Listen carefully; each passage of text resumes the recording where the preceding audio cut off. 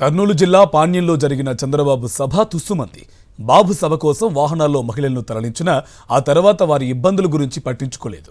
దీంతో ప్రసంగం మొదలు పెట్టగానే మహిళలంతా వెనుదిరిగి వెళ్లిపోయారు. చంద్రబాబు మాట్లాడుతున్న సమయంలో కల్లూరుకు చెందిన ఓ మహిళ వడదెబ్బతో స్పృహ తప్పి పడిపోయింది. టీడీపీ నేతలు ఆమెను పట్టించుకోకపోవడంతో స్థానికులే ఆమెను ఆసుపత్రికి తరలించారు.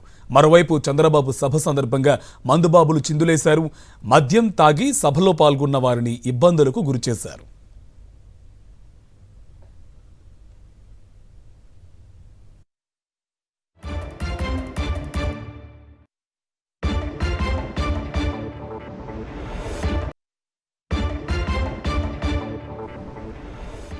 కర్నూలు జిల్లా పాణ్యంలో జరిగిన చంద్రబాబు సభ తుస్సుమంది. బాబు సభ కోసం వాహనాల్లో మహిళలను తరలించిన ఆ తర్వాత వారి ఇబ్బందుల గురించి పట్టించుకోలేదు.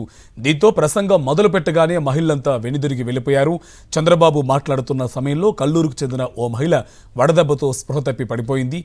టీడీపీ నేతలు ఆమెను పట్టించుకోకపోవడంతో స్థానికులే ఆమెను ఆసుపత్రికి తరలించారు.